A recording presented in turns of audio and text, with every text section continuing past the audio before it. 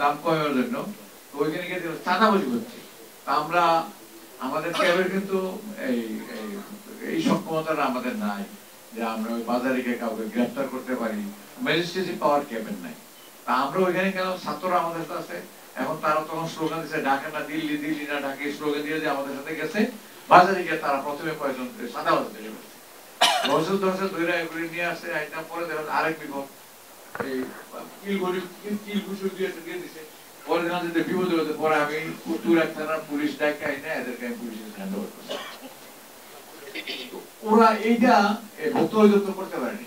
বিগত তারা 2009 সালে যে ভুক্ত অধিদপ্তর প্রতিষ্ঠা হয়েছে, এটাও কিন্তু আমাদের ক্যাবের আন্দোলনের ফসল আর কি।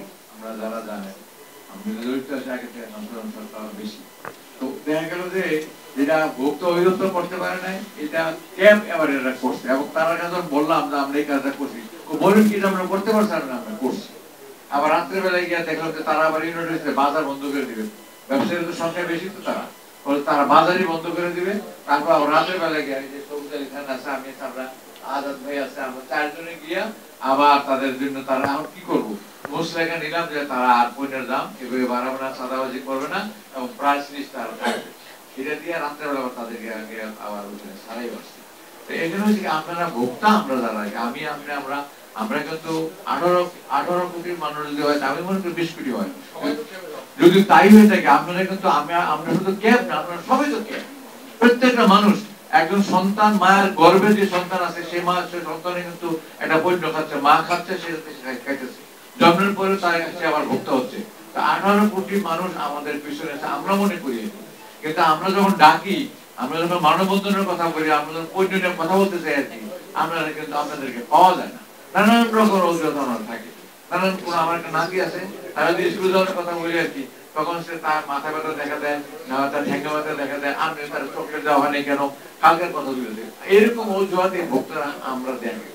আপনারা আমরা আমাদের এই যে বিআরসি তৈরি করা হলো যে তারা আমাদের শুনানি করার সুযোগ দিবে, তারা আমাদের শুনানি করে। আমরা যখন ছাত্র ব্যবসায়ী অ্যাটেন্ড করেন, আমি একবার অ্যাটেন্ড করেছিলাম, যখন উনি কথাবার্তা বলে দেখা যায় কোনোভাবে যখন আর পারে না, তখন শেষ পর্যন্ত দেখা গেল এটার বন্ধ করেছে। তারা এটাকে এই পাওয়ারটাই শেষ করে দিয়া আবার ওইখানে গিয়ে গেল, তারা নিজেরা এটা হাতে ক্ষমতা নিয়ে গেল।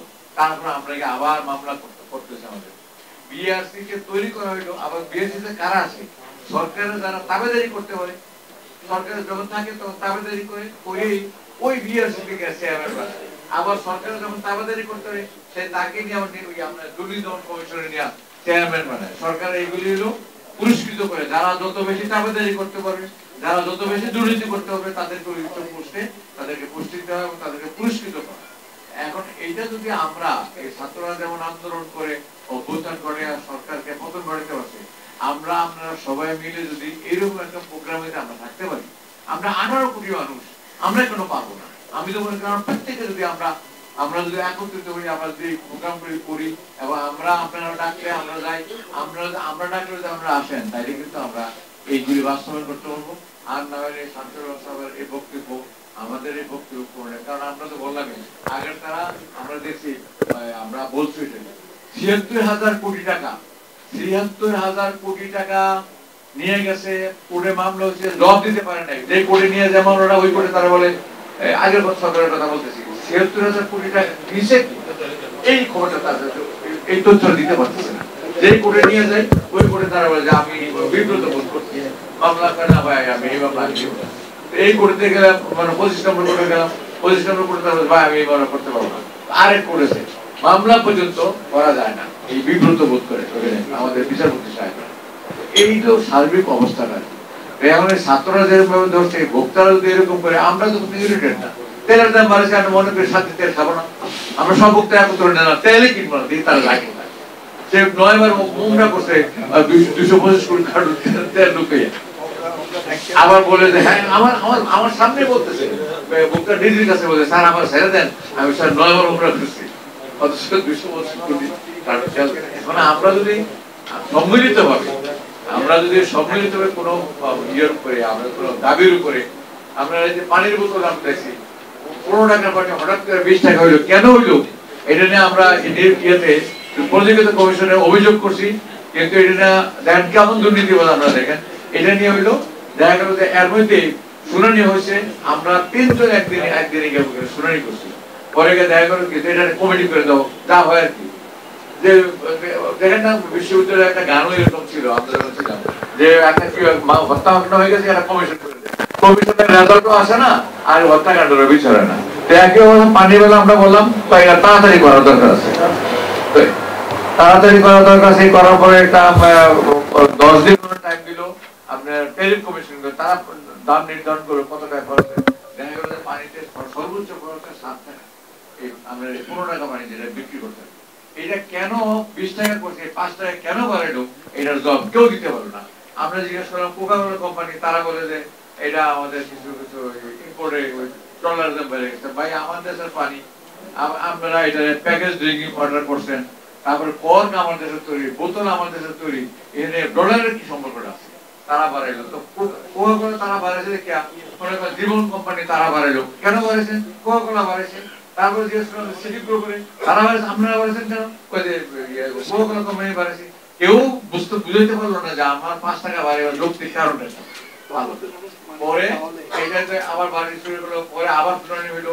এই শুনানি হইতে হইতে যিনি হচ্ছেন কর্তা ব্যক্তি, উনি একজন রিটায়ার্ড ব্যক্তি, উনি মনে হয় সিনিয়র সচিব, ওনাকে দেওয়া হয়েছে।